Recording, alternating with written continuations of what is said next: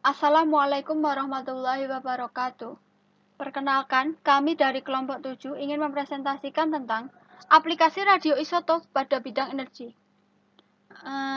Sebelumnya kami akan memperkenalkan diri terlebih dahulu, yaitu pertama saya, Ulfa Fauzizah, NIM 72, kemudian ada Umi Wahidatul Latifah, NIM 74, dan ada Windy Apriliani, NIM 75, dan Yuli Iswanti, NIM 76. Nah, radioisotop. Apakah radioisotop itu?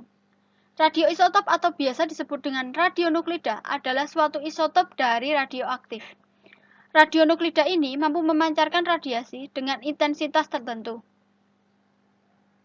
Kemudian, aplikasi radioisotop dalam bidang energi itu ada di PLTN, energi panas, dan baterai nuklir. Ya, saya Umi Wahidatul Latifah, NIM K3317074. Di sini saya akan menjelaskan aplikasi radioisotop dalam bidang energi bagian PLTN atau pembangkit listrik tenaga nuklir. PLTN merupakan salah satu aplikasi dari radioisotop dalam bidang energi. Lebih tepatnya bahan bakar dari reaksi fisi menggunakan radioisotop uranium-235. Untuk bahan bakar reaktor nuklir, uranium biasanya diperkaya hingga mencapai tingkat lebih kurang 20%. 20% ini pada reaktor riset. Artinya dalam uranium akan terdapat isotop uranium-235 sebanyak 20% dan uranium-238 sebanyak 80%. Sedangkan untuk PLTN tipe PWR, pengayaan uranium hanya sampai pada tingkat 5%. Selanjutnya, untuk dapat digunakan sebagai bahan bakar reaksi fisi, uranium umumnya dicetak dalam bentuk silinder dengan diameter sekitar 1 cm dan tinggi 1 cm yang berbentuk seperti pil. PLTN yang banyak beroperasi saat ini menggunakan uranium oksida sebagai bahan bakarnya dengan pengayaan uranium-235 sekitar 3% sampai 5%. Di sini ada beberapa gambar. Yang pertama gambar reaktor kerja, prinsip kerja dari reaktor daya untuk pembangkit listrik. Di sini bisa dilihat ada seperti ini, utamanya ada tabung reaksi, di sini ada batang pengendali, terus ada teras, di mana di teras ini nanti ada, disinilah terjadinya reaksi fisi. Jadi disinilah terjadi reaksi fisi antara uranium dengan neutron, di mana inti uranium ditembakkan oleh neutron sehingga terjadi reaksi rantai. Selanjutnya, reaksi rantai ini menyebabkan panas yang kemudian panasnya akan masuk ke pompa dan ke pompa lalu menggerakkan turbin, di mana turbin ini nanti akan menggerakkan generator listrik sehingga menghasilkan listrik yang bisa digunakan. Inilah gambaran umum atau gambaran singkat dari reaktor daya untuk menghasilkan listrik dari nuklir dengan menggunakan bahan bakar uranium. Sini juga ada gambar pengendalian reaksi fisi berantai, di mana uranium di sini ditembakkan dengan neutron dan akan menghasilkan di sini ini untuk pengayaan uranium ya, yang tadi sudah disebutkan di slide sebelumnya. Lalu di sini reaksi fisi dalam uranium, di mana reaksinya terjadi secara berantai atau terus-menerus seperti itu. Itu untuk pembangkit listrik tenaga nuklir.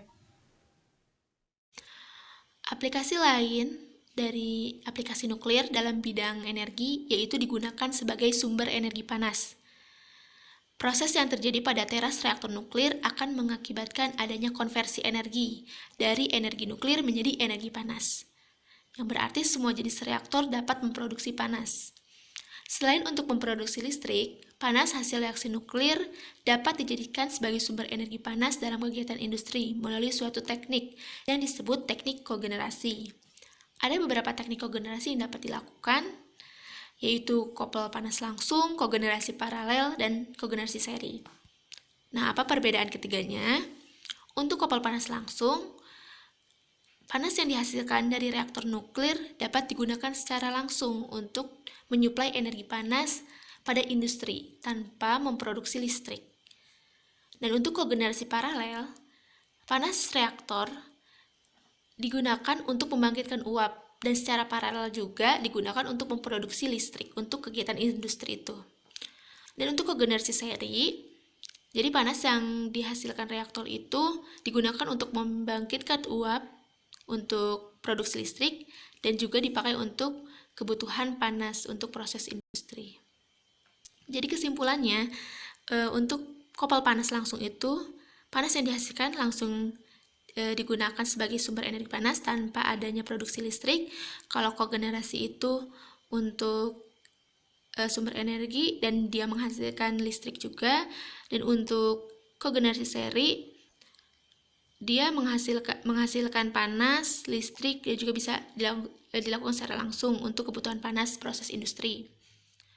Nah, ini adalah skema dari proses pemanfaatan panas nuklir menggunakan reaktor yang temperaturnya sangat tinggi atau HTGR. Jadi HTGR ini sedang dikembangkan oleh Jepang, Jerman, dan juga Amerika. HTGR ini dapat menampung sampai suhu 1000 derajat Celcius. Aplikasi selanjutnya yaitu baterai nuklir. Beda dengan PLTN yang memproduksi listrik dengan memanfaatkan panas hasil reaksi fisi, energi radiasi yang dipancarkan oleh inti-inti radioaktif bisa diubah langsung menjadi listrik arus searah dengan berbagai cara. Nah, caranya itu salah satunya dengan teknik termokopel. Teknik ini ditemukan tahun 1826 oleh Thomas Johann Simbach, yaitu terjadinya arus listrik karena perbedaan suhu ujung-ujung logam yang saling berhubungan. Nah, gejala ini menunjukkan bahwa energi dalam bentuk panas dapat berubah menjadi energi listrik. Efek Simbach ini terjadi pada sebatang logam yang suhu ujung-ujungnya berbeda. Nah, perbedaan suhu ini menyebabkan terjadinya aliran elektron dari ujung yang panas menuju ujung yang lebih dingin. Aliran elektron menimbulkan arus yang disebut arus termolistrik, sedang elemen yang memanfaatkan fenomena ini disebut termoelemen. Energi radiasi yang dipancarkan unsur radioaktif bisa dimanfaatkan sebagai sumber panas termokopel. Kemampuan mensuplai panas ini tergantung pada umur paruh unsur radioaktif yang digunakan.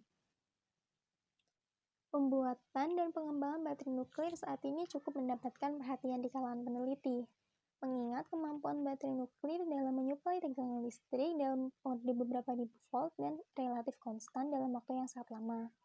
Tahun 1950-an, peneliti mendapatkan bahwa efisiensi pengubahan panas radiasi menjadi listrik bisa lebih tinggi jika digunakan sambungan termokopel dari bahan semikonduktor seperti silikon dan germanium. Konversi tertinggi saat ini yang bisa dicapai itu sekitar 5%. Contoh baterai nuklir yang ada itu baterai nuklir RTG, berbentuk silinder dengan tinggi 114 cm, diameternya 45 cm, dan beratnya 62 kg. Sumber panasnya itu menggunakan plutonium-238. Panas radiasi dari plutonium ini diserap oleh bagian termokopel berupa sambungan semikonduktor silikon germanium. Elektronnya mengalir dari bagian semikonduktor panas yang berdekatan dengan plutonium-238 ke bagian yang lebih dingin sehingga menghasilkan tegangan listrik.